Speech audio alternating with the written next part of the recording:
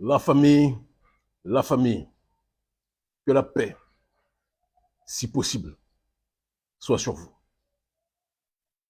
Je dis si possible toujours parce que, comme vous le savez, quand on connaît le sentiment d'injustice généralisé, quand on connaît l'oppression la plus putréfiée, quand on connaît le néocolonialisme le plus globalisé, qui réussit à se propager par l'intermédiaire de nos dirigeants africains corrompus, pour nombre d'entre eux, il est évident qu'il est très difficile d'être profondément en paix, et c'est quelque chose que l'on doit être capable de signifier. Je dis la famille, mais vous êtes les Sébas, vous êtes mes Sébas, vous êtes mes étoiles, parce que je pars du principe que chaque individu, homme et femme, a une lumière en lui. Et c'est cette lumière qui, quelque part, trace le sillage de notre destin, de nos destins individuels et de nos destins collectifs. Je ne peux pas commencer cette allocution sans vous rappeler une phrase que je ne cesserai jamais de dire, qui est que je vous aime profondément. Et c'est à cause de cet amour maladif que j'ai mis de côté un certain nombre d'avantages que j'aurais pu avoir si j'avais décidé de marcher comme nos dirigeants le font, dans la voie tracée par l'oligarchie d'Occident. Je n'aurais pas eu une vie de surveillance, je n'aurais pas eu une vie de blocage, je n'aurais pas eu une vie de menaces de mort que je reçois ça et là, même si objectivement ça me glisse sur les épaules. J'aurais eu une vie très simple. Mais j'ai choisi la souveraineté, et nous sommes un certain nombre à l'avoir choisi, et nous continuerons à le faire.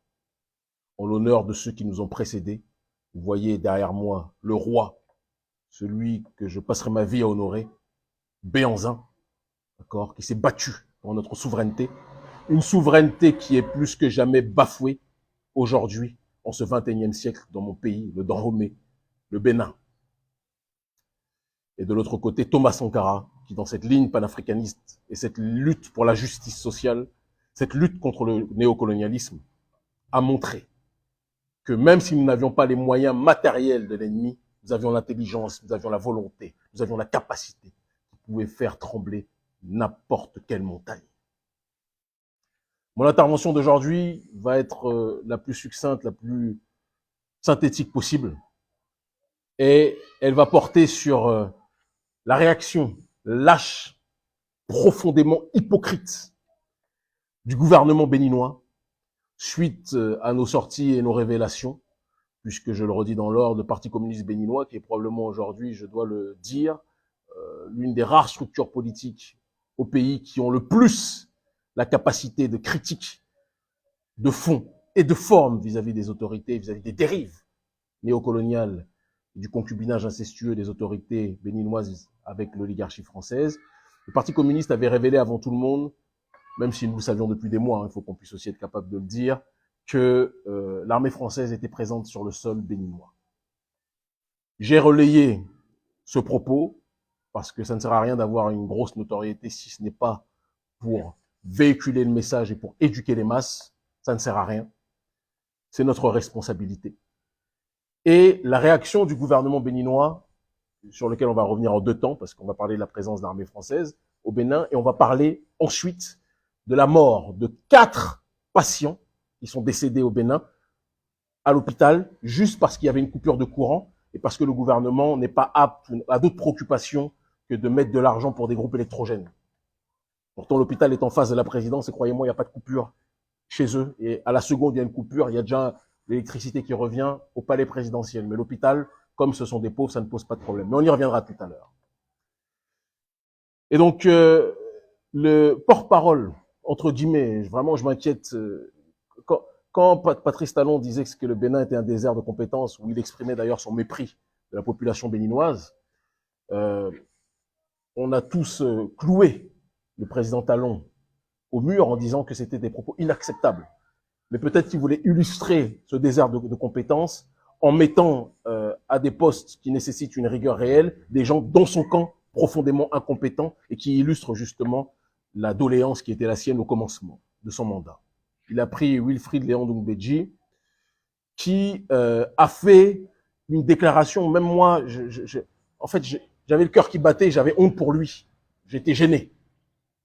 On a dit, on sait, le général Baratz, le général de Barkhane, général de l'armée française, d'accord, est venu rendre visite au Bénin, d'accord, pour véhiculer donc la stratégie de Macron avec l'oligarchie béninoise pour une collaboration visant à lutter contre ceux qu'ils ont provoqués, en l'occurrence le terrorisme.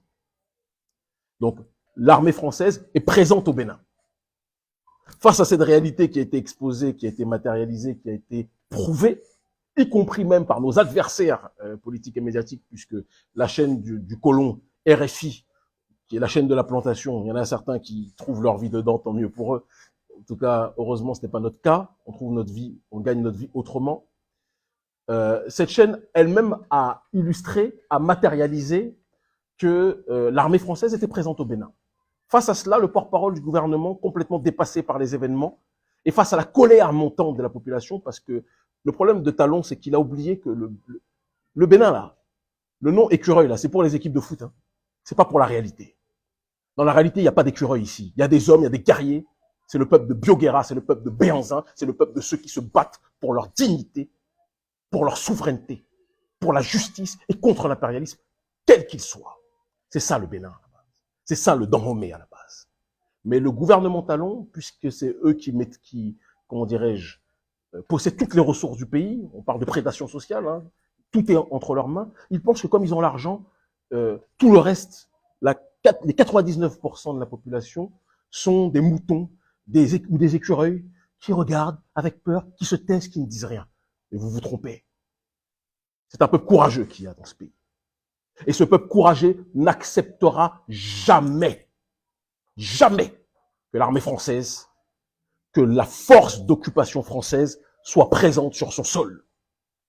Alors l'argumentaire de Wilfried Léon Ngbeji était vraiment un argumentaire de, je sais pas, de personnes déficientes intellectuellement et politiquement. Il déclare que non, ceux qui ont tenu ces propos sont des gens, donc moi, l'ONG Urgence panafricaniste et le Parti communiste béninois, sont des gens qui veulent faire monter le sentiment anti-français. Déjà, quand on commence à parler de cette façon-là, ça ressemble à du Alassane dramatique Ouattara. Et que, en réalité, l'armée française n'est pas là. Alors, il va dire oui et non. Il va dire le tout et son contraire en quelques secondes. Il dit l'armée française n'est pas là, mais elle est là. Pour former les militaires béninois, puisque maintenant la nouvelle stratégie, puisque l'armée française a compris qu'elle se fait bousculer partout, la nouvelle stratégie de l'armée française, c'est de mettre en première ligne ses tirailleurs, d'accord, et elle reste présente sur place le temps qu'il faut, elle vient, elle fait des allers-retours, elle forme, elle donne les consignes, elle dit vous faites ceci, vous faites cela, elle part, elle revient, c'est ce qui va se passer. Et donc, Wilfried Léon Ngbeji confirme que l'armée française est présente, qu'elle donne des ordres à l'armée béninoise, comme si on avait une armée de singes. Et c'est bizarre, hein, parce que l'armée française, retenez bien ce qu'on disait la dernière fois et ce qu'on redit, l'armée française, en Ukraine, elle n'est pas là-bas. Parce que quand un gouvernement français ou occidental veut aider un pays, elle envoie les armes, elle envoie les munitions, elle envoie les financements. Elle vient pas faire acte de présence, etc. Elle envoie les armes, les financements. Ici, l'armée béninoise n'a pas les armes et n'a pas les financements de l'armée française, mais elle a des instructeurs de Barkhane qui, en même temps, en étant là, peuvent encore plus, dans la logique de la quadrature du cercle, encercler les cibles que nous connaissons parfaitement dans la sous-région, puisqu'on sait très bien que le gouvernement français a un problème avec les pays qui sont dans une logique d'aller vers une autre voie, la voie de la multipolarité géostratégique. Et donc, à partir d'une situation où ça échappe de l'escarcelle de la France-Afrique, Barkhane, l'armée française, veut se repositionner à différents endroits. Donc, ils ont le Niger du président qu'ils tolèrent, Déby, hein, parce que transition, ça ne va pas quand c'est Assimi Goïta. Quand c'est Mahamat Déby et qui rajoute le nombre d'années qu'il veut, là, ça ne pose aucun problème. Macron se tait. Et là, plus personne ne parle de démocratie ou je ne sais quelle autre ineptie de ce style qui les concerne, qui est dans leur bouche, qui ne fait partie que du mensonge en réalité. Et donc, ils veulent encercler le Mali, ils veulent encercler tout pays qui ira à l'encontre des intérêts de l'oligarchie française. C'est de ça dont il s'agit. Et donc, ils sont présents au Bénin. Wilfried Léon Ngbeji dit qu'ils ne sont pas là, et en même temps, il dit qu'ils sont là, et qu'ils forment. Et pour essayer de se justifier, alors qu'il ne fait que s'enfoncer, le porte-parole de Talon et du gouvernement béninois va rajouter que, mais, vous savez, l'armée française n'est pas seule présente sur le sol béninois. Il y a aussi l'armée américaine, L'armée américaine aussi est là. Et ils sont fiers de dire cela. Et que ce sont ces derniers qui forment, donc, et qui donnent les instructions à l'armée béninoise. Donc, comme on a dit là que Bénin c'était les écureuils, vous avez cru que notre population c'était une population d'écureuils, c'était une population d'imbéciles. Mawa, Nableweya, vraiment vous nous prenez pour des idiots. Vous nous prenez pour des idiots. Et donc la logique du gouvernement béninois, c'est très important. Et je le dis en étant au Bénin, s'ils veulent m'arrêter, qu'ils viennent m'arrêter, peut-être même que c'est à partir de là où d'autres choses vont se passer, qu'ils viennent. Moi, je n'ai aucun problème, je n'ai peur que de Dieu sur terre. Et je suis là pour honorer nos aïeux méritants qui se sont battus pour notre souveraineté. C'est de ça dont il s'agit. Donc la logique du gouvernement béninois, on va dire que le terrorisme, c'est le viol. D'accord? C'est un viol. C'est un viol de notre existence, c'est un viol de notre quiétude, c'est un viol de notre sérénité, c'est un viol de notre calme, c'est un viol de notre dignité, c'est un viol de notre souveraineté de manière générale, et ne pas le comprendre, ça serait une ineptie. Ce qui est intéressant, c'est que, donc, le gouvernement béninois dit vouloir lutter contre le terrorisme, contre le viol de notre paix, de notre quiétude, et ils appellent ceux qui sont les spécialistes du viol, puisque ce sont eux les semeurs du terrorisme, ce sont eux qui ont assassiné, c'est l'armée française et les armées occidentales, l'armée américaine et l'armée française qui ont fait assassiner Kadhafi. Vous voulez qu'on le rappelle combien de fois? C'est ce même Kadhafi qui justement était un rempart au groupe terroriste en tant que tel. On doit le répéter combien de fois? Et donc, vous faites venir ceux qui sont les forces génératrices du viol, du terrorisme, et vous leur demandez qu'ils vous forment à comment faire pour ne pas se faire violer. En gros, c'est ça votre logique. Vous demandez aux terroristes, les terroristes numéro 1, parce qu'avant de parler des terroristes, des mouvements djihadistes du Sahel, il faut parler de ceux qui ont été les forces génératrices de celles-ci, c'est-à-dire l'Amérique et le gouvernement américain et le gouvernement français. Je n'attaque pas le peuple n'est pas pour moi la cible et n'est pas responsable. D'accord? Le problème n'est pas les Français ou les Américains. Le problème, c'est le gouvernement français et le gouvernement américain qui suivent cette politique néolibérale qui est la religion d'État de Patrice Talon, d'accord? Qui suivent cette politique néocoloniale qui est le pendant quelque part de la logique de suprématie occidentale dans laquelle ils sont incarcérés depuis trop longtemps. Et donc le gouvernement béninois, pour lutter contre le terrorisme, fait appel aux terroristes numéro 1 que sont l'armée américaine et que sont l'armée française, d'accord? Parce que ce sont des terroristes. Ils font appel à ces derniers pour former notre armée. Mais vous nous prenez pour des singes, Patrice Talon. Est-ce que vous vous souvenez de qui est ce personnage? Est-ce que vous vous souvenez de qui est ce personnage? Je vous pose la question, peut-être que vous avez oublié, parce que vous construisez des statuts et vous faites appel à ceux qui sont les ennemis, à ceux qui ont fait arrêter cet individu. D'accord? Vous construisez des statuts et vous faites appel à ceux qui ont tué notre peuple en tant que tel. Je sais pas. Le complexe de votre génération, c'est une chose, mais le problème, c'est que dans votre gouvernement, il n'y a pas que des gens de votre génération, il y a des gens même de mon âge, qui ont la quarantaine, et qui sont corrompus jusqu'à la moelle par l'oligarchie encore. Je ne comprends pas. Donc, votre ni oui ni non, à un moment donné, ça ne tient pas. Est-ce que le gouvernement béninois travaille avec l'armée française? Oui ou non? Arrêtez de parler chinois ou javanais. Bla bla bla, ching chong ching chong ching chong. Non. Ils sont ici au Bénin, oui ou non? Dans la population au sein du nord du Bénin, oui ou non? Est-ce que la population béninoise a été sollicitée pour la présence de l'armée française? Oui ou non? Répondez simplement, Wilfried Léon Oubedji, là. Arrête tes histoires de DJ, s'il te plaît. Est-ce qu'ils sont présents sur le sol béninois? Oui ou non? Vous croyez qu'on va se taire? Vous croyez qu'on a peur de vous? Parce que vous avez mis des instruments de répression, vous avez mis la criette, vous avez vos agents qui sont là, qui surveillent tout le monde, etc. Mais vous pensez que tout le monde a peur de vous, ici? Président Talon, moi je ne suis pas Réki Amadougou. Je ne serai pas Réki Amadougou. Vous incarcérez, si vous m'attaquez, nous verrons ce qui va se passer dans ce pays et dans la sous-région.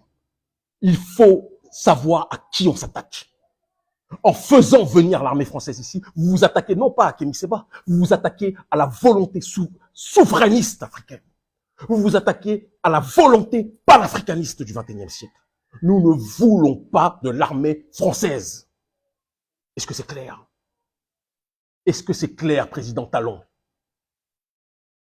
On réfléchit bien. Et le jour où notre peuple ici, l'Afrique de manière générale, mais notre peuple ici au Dahomey, au Bénin, va se réveiller, je vous assure, président Talon, que vous allez tourner les talons et vous allez peut-être rejoindre le président Macron. Ce n'est pas une menace, mais c'est une analyse prospective. Vous ne pouvez pas mépriser le peuple. Je vais venir après sur l'épisode de l'hôpital. Vous ne pouvez pas mépriser le peuple de cette façon, ne faire aucun référendum, ne jamais consulter le peuple, le mépriser, le priver de sa voix démocratique. D'ailleurs, soit dit en passant, j'annonce, pour ceux qui ne le savent pas, que je suis censuré et de source sûre, puisque c'est une amie de Canal 3 de la chaîne Canal 3 qui me l'a dit, que je suis interdit d'accès aux médias béninois, alors que je passe dans tous les médias du continent africain. En Amérique du Sud, je passe. En Europe de l'Est, je passe. Au Moyen-Orient, au Proche-Orient, je passe. D'accord? Même dans le reste de l'Europe, je passe. Là où je ne passe pas, évidemment, c'est en France. On sait pourquoi, parce que les amis de Macron ne vont pas nous laisser passer. D'accord? Et au Bénin, il y a, depuis un certain nombre d'années, une directive qui a été donnée de ne pas laisser Kémy Séba parler, parce que sinon, il va se mettre désordre. Ah bon? Mais le problème, c'est que, vous savez, dans nos pays, les gens sont plus sur Internet que devant vos émissions moisies que personne ne regarde. Personne ne regarde vos chaînes de télé avec vos journalistes corrompus. Quand on voit vos chaînes de télé, on a l'impression qu'on est dans la République du Gondwana dont parle le Maman, là. Le Maman de RFI, d'ailleurs. Hein?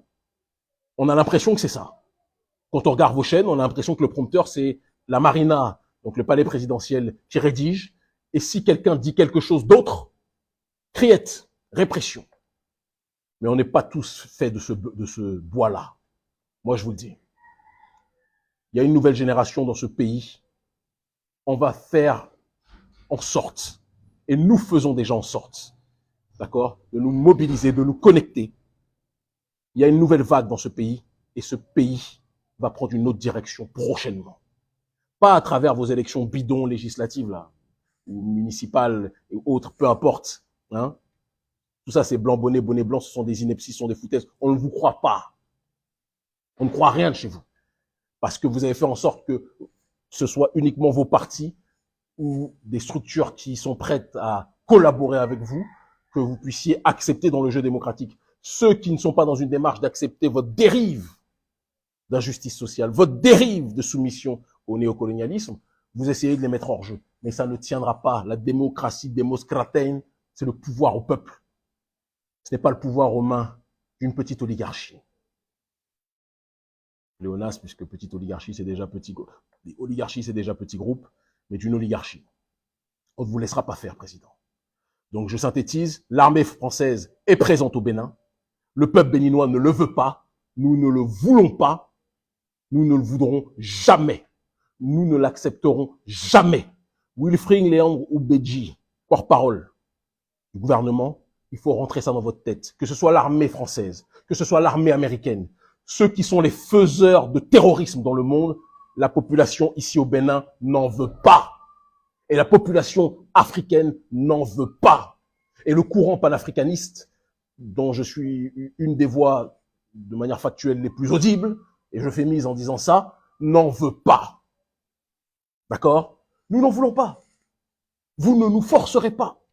Nous n'en voulons pas. Et je vous dirais même que nous sommes des hommes de paix, parce qu'on vous prévient que si vous laissez l'armée française rester au Bénin, moi j'ai peur qu'il y ait des émeutes dans le nord du Bénin, dans les temps à venir. Et souvenez-vous qu'à chaque fois que je fais des prévisions, c'est pas des souhaits, hein, c'est des prévisions. À chaque fois que je fais des prévisions, ça arrive. Très souvent. Allez, 8 fois sur 10, ça arrive. Il y a toujours une marge d'erreur. Mais ça arrive. Donc, quand on vous dit on ne veut pas d'armée française, arrêtez le forcing, président Talon. On a compris quand vous êtes allé faire la danse du ventre au MEDEF, auprès du patronat français, parce que vous voulez que les grandes entreprises françaises viennent investir au Bénin. Vous voulez en fait que notre pays ressemble à la Côte d'Ivoire. Vous voulez que notre pays soit possédé par la France comme la Côte d'Ivoire. C'est ça que vous voulez, dans une sorte de partage, comment dirais-je, accepté, d'accord, de partage conjoint, de partage, comment dirais-je, allez, proportionnel, excusez-moi, de partage équivalent entre le clan Talon, qui est l'oligarchie la plus violente qui existe de l'histoire du Bénin, l'histoire récente du Bénin, d'accord, et l'oligarchie française. Donc au Bénin, les propriétaires du Bénin, c'est les Talons qui partagent, d'accord, les richesses de ce pays avec la France et qui demandent à la France que la France vienne importer son savoir-faire, d'accord, qui demandent à ce que la France puisse construire un certain nombre d'infrastructures parce que pour eux, dans leur aliénation profonde politique et culturelle, contrairement à ce qu'ils nous fait croire, un peu comme Mobutu, pour eux, le développement n'est que ressembler à la civilisation occidentale de manière générale. C'est préoccupant. C'est préoccupant, président Talon. C'est préoccupant. Et c'est pour ça que vous avez tant besoin de la France.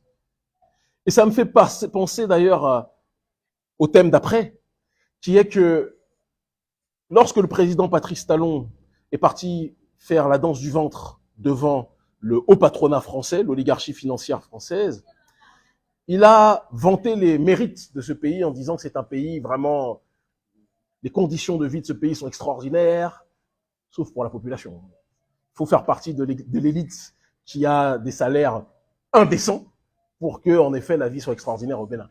Pour 90%, 95% de la population, le Bénin, c'est difficile. D'accord? Pour 95% de la population, il y a des coupures d'électricité. Nous, on les vit très régulièrement. D'accord? Ce n'est pas le cas de l'oligarchie financière qui a de quoi acheter des groupes électrogènes, qui a de quoi, comment dirais-je, éviter de manière perpétuelle les coupures. Mais il y en a qui n'ont pas la possibilité d'éviter de manière perpétuelle les coupures, comme par exemple l'hôpital Hubert Maga, d'accord, qui est le plus grand hôpital du Bénin, pour ceux qui connaissent, le plus grand hôpital du Bénin, où la population, quand elle en a les moyens, parce que là encore une fois, tout le monde n'a pas les moyens de se faire soigner dans nos pays, c'est une réalité par ce genre d'hôpitaux, mais quand elle en a les moyens, peut se faire soigner. 4 personnes sont mortes. 4 personnes sont mortes à l'hôpital Hubert Maga à Cotonou il y a peu de jours, il y a quelques jours à peine, paix à leur âme, à cause d'une coupure d'électricité. Ils étaient en réanimation. Il y a eu coupure d'électricité, ça n'a pas alerté visiblement tant que ça les autorités qui avaient d'autres préoccupations. Ils étaient en opération séduction auprès de l'Union européenne, auprès de la France, etc. Leur préoccupation, c'est de faire venir l'armée française. Leur préoccupation, c'est de financer à la hauteur de plusieurs milliards les partis politiques pro-Patrice Talon. Mais ils n'ont pas, dans ces quelques milliards, eu l'idée de dépêcher quelques centaines de milliers de francs CFA pour acheter des groupes électrogènes conséquents en tant que tels. C'est problématique. Donc, des gens meurent. Et il faut que je vous précise une chose pour tous ceux qui ne le savent pas. L'hôpital Hubert Maga est juste en face de la présidence du Bénin. Juste en face de ce que l'on appelle la Marina. Donc, pendant qu'il y avait la coupure de courant au sein de l'hôpital où des gens sont entre la vie et la mort, au sein de la présidence, il n'y avait pas de coupure de courant. Vous vous en doutez bien. Vous comprenez évidemment de quoi il en retourne. Pendant combien de temps cette injustice sociale va se propager dans notre pays? Pendant combien de temps vous allez mépriser à ce point les pauvres dans ce pays, président Talon? On laisse les gens mourir à l'hôpital. Coupure de courant, c'est pas grave. Vous faites croire que le pays se développe alors que le peuple s'enfonce. Il y a des constructions de routes, mais il n'y a pas de sécurisation pour la population. La population s'appauvrit. Vous êtes en train de supprimer le droit de grève. En gros, même si vous souffrez socialement, fermez vos gueules. C'est ça que vous êtes en train de faire, président Talon. En plus de faire venir l'armée française dans ce pays. Et nous, on doit se taire. Ah là là, président Talon. Je ne sais pas qui vous conseille. Mais je pense qu'il faut que vous arrêtiez d'écouter les chanteurs d'Atalakou autour de vous qui vous disent que comme vous êtes le plus riche du pays, vous êtes le meilleur. Il y a des gens pour qui votre argent n'a aucune valeur. J'en fais partie. Il y a des gens que vous ne pouvez pas acheter. J'en fais partie. Il y a des gens que vous ne pourrez jamais corrompre. J'en fais partie. Et nous sommes nombreux.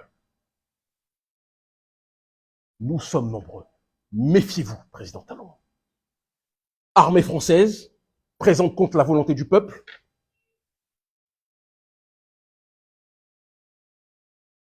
Interdiction du droit de grève contre la volonté du peuple.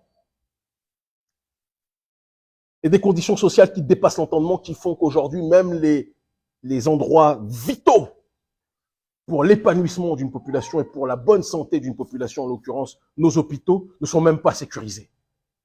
Et d'ailleurs, je crois que c'est comme Hugues Sousoupé, un journaliste qui souvent a des très bonnes informations, un imbécile qui dit tu fais quoi en France? Idiot congénital, je suis au Bénin. Je vis en Afrique depuis 11 ans, je suis rentré dans mon pays. Vous comprenez? Donc, le gars de l'armée française qui tient ses propos, on te fait un bisou et on te chassera bientôt. Fais-moi confiance. On l'a fait partout ailleurs, là. On va le faire ici aussi, chez nous. Et donc, ce Patrice Talon, m'excusez, hein, j'ai rebondi sur les propos de cet idiot. Ce Patrice Talon, entouré, encerclé, motivé par des gens qui ne vivent que des prébendes, a fini véritablement par croire que sa gouvernance, que son faste hypocrite, pendant qu'il collabore avec l'oligarchie occidentale comme certains des traîtres chez nous dans l'histoire, il a fini par croire que c'était la voie acceptée par toute la population. Président Talon, je pense que vous avez oublié le pays que vous dirigez. Vous avez vraiment oublié le pays que vous dirigez, Président. Ceux qui vous mentent sont vraiment pas de grands soutiens. Ah, mon Dieu. Mon Dieu. Vous avez cru que le Bénin, c'était un peuple de peureux. Vous avez cru que le Bénin, c'était un peuple de lâches. Vous avez cru que le Bénin, c'était un peuple de gens qui critiquaient en étant toujours loin du pays. C'est ça? Moi, je suis ici, chaque mois. Je suis ici entre le Mali et ici, et dans mes voyages géopolitiques dans le reste de l'Afrique, ou en Amérique du Sud, ou en Europe de l'Est. D'accord? Si vous voulez m'arrêter, Président Talon, arrêtez-moi. Si le fait qu'on vous dise des vérités politiques, intelligibles, pragmatiques, c'est quelque chose qui vous gêne, attaquez-nous. Vous m'avez déjà fait arrêter en 2019, quand j'avais attaqué votre modèle, votre parrain, Alassane Dramane Ouattara. Vous m'avez fait arrêter, vous m'avez fait menacer par votre ministre mafieux de l'Intérieur, Sakalafia. Des pratiques de mafiosie. Et la seconde d'après, j'avais été arrêté, quand j'étais relâché, j'avais fait la conférence de presse auprès de tous les médias du monde. Si ce qu'on dit ne vous plaît pas, attaquez-nous. Je sais que vous nous attaquez par plusieurs biais. Hein. Un jour, je reviendrai sur toutes les tentatives de pression inutiles que vous essayez de faire contre nous et d'appliquer contre nous, mais ça ne marchera pas. Donc je le dis à tous les frères, à tous les sœurs du Dahomey, du Bénin, ce pays redeviendra ce qu'il se doit d'être, je vous en fais le serment. Ça va prendre le temps qu'il faudra, mais ce pays redeviendra ce qu'il se doit d'être et sera le pays de tout le monde, pas simplement le pays de ceux qui gagnent des 20 000 euros par mois, pas simplement le pays de ceux qui gagnent des 15 000 euros par mois. Ça sera le pays de tout le monde. Et on n'aura plus, tôt ou tard, dans ce pays, des gens qui vivent en dessous du seuil de pauvreté. Et à ceux qui félicitent le président Talon en disant c'est un golden boy, il y a des mendiants, vous savez, oh, il a réussi dans le business. Vous connaissez l'histoire du singe et des bananes? Il y a 5 singes et il y a 10 bananes. La logique voudrait que chaque singe ait 2 bananes, puisque 5 fois 2 fait 10. Mais quand un singe, sur les 10 bananes, est envers et contre tous, en utilisant la violence, la ruse, la tricherie, réussit sur les 10 bananes à en obtenir 9, et il laisse une seule banane se diviser pour les 4 autres, c'est-à-dire que les autres ont un quart de banane et lui a 9 bananes, vous pensez que les singes vont dire que le singe qui a les 9 bananes, oh c'est un génie, c'est un golden boy, c'est vraiment un génie des affaires? Non, ils vont dire c'est un prédateur. Ils vont dire c'est un persécuteur. Posez-vous la question de savoir qu'est-ce qui est le plus malin entre le singe et entre ceux qui sont en train de louer Patrice Talon qui a 90% des richesses pendant que 10% de la population pendant que 90% de la population vit avec à peine 10% de ses richesses et donc vit en dessous du seuil de pauvreté. Et encore, dans ces 10%, ils doivent partager des choses avec les puissances étrangères qui sont aujourd'hui en train de se servir par l'aval de Patrice Talon. Président Talon, on pensait que vous alliez être le porte-voix de la souveraineté béninoise et de la souveraineté africaine. Vous êtes devenu le haut talon de l'impérialisme. Mais sachez qu'au Bénin, il n'y a pas que des chanteurs d'Atalakou. Sachez qu'au Bénin, il n'y a pas que des mendiants qui attendent vos prébendes. Sachez qu'au Bénin, il n'y a pas que des gens qui sont prêts à se coucher en acceptant quelques chèques. Nous ne sommes pas tous Paul Oumpe. Paul Oumpe, pour ceux qui est un ami, hein, mais il faut dire les choses telles, enfin, ami, connaissance, qui est le responsable du parti, d'un parti d'opposition qui est censé être un parti d'opposition, et qui en réalité est un dirigeant qui est contrôlé, qui est financé par le président Patrice Talon, parce que Talon, la seule opposition qu'il accepte, c'est l'opposition qu'il finance. C'est de ça dont il s'agit, et j'avertis toute l'Afrique par rapport à cette réalité-là. Non. Une nouvelle génération est en train de se lever. J'en fais partie. J'en suis l'une des voix les plus audibles.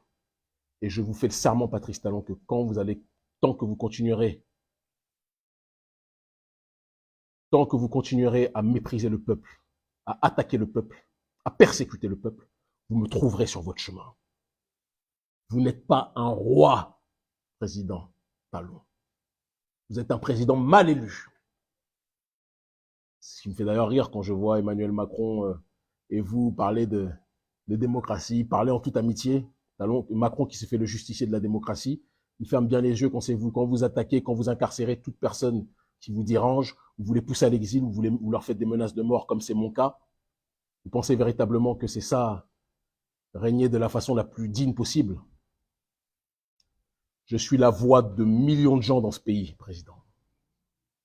Je suis la voix de millions de gens dans ce pays qui n'ont pas mon audience, mais qui veulent que nous passions ce message. Nous voulons la souveraineté, l'autodétermination, la justice sociale. C'est ce que nous voulons. Maouklo, Dieu est grand. Et vous ne nous empêcherez jamais de pouvoir accomplir notre propre destinée. Nous serons sur votre route, président. Et passez ce message à vos parrains de l'armée française qui sont peut-être là pour sécuriser votre troisième mandat, à moins que ce soit votre ministre de l'économie, que vous avez placé votre marionnette, qui est un jouet lui aussi de l'oligarchie néolibérale que vous vouliez placer à votre suite. Peut-être que l'armée française est là pour sécuriser cela. Mais sachez-le, quand un régime démocratique est vicié, vous laissez la possibilité au peuple de s'organiser par ses propres moyens. Je n'appellerai jamais à la violence, mais j'appelle à l'intelligence. Et l'intelligence, c'est que personne n'accepte de se faire entuber gratuitement, à part peut-être des gens comme les oligarchies africaines, et de l'autre côté Emmanuel Macron, au sens propre du terme en ce qui le concerne. Je vous aime fort, ils finiront par comprendre. L'Afrique libre ou la mort, béninois, béninoises, debout. Nous vaincrons en l'honneur de nos aïeux, en l'honneur de ceux qui ont risqué leur vie pour que nous puissions être libres. Je vous aime. À en crever. Au là-bas.